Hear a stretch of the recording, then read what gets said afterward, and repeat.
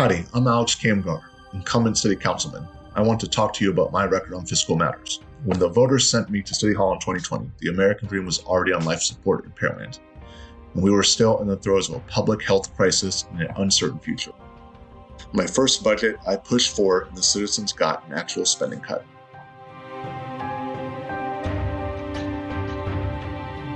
My second budget was presented with an even more uncertain future.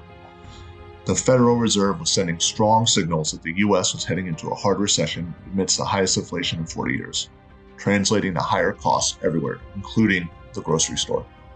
The city bureaucrats produced a budget calling for over $10 million more in taxes from the year before. This would translate into a historical budget for all the wrong reasons, with the highest discretionary spending in the history of Pearland at over $110 million.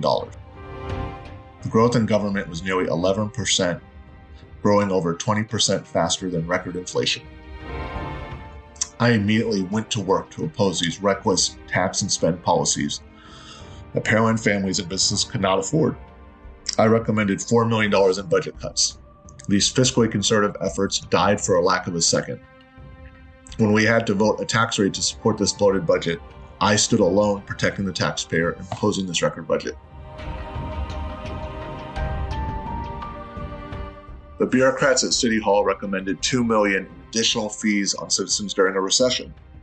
I was the only member of City Council to stand with our citizens in their pocketbooks.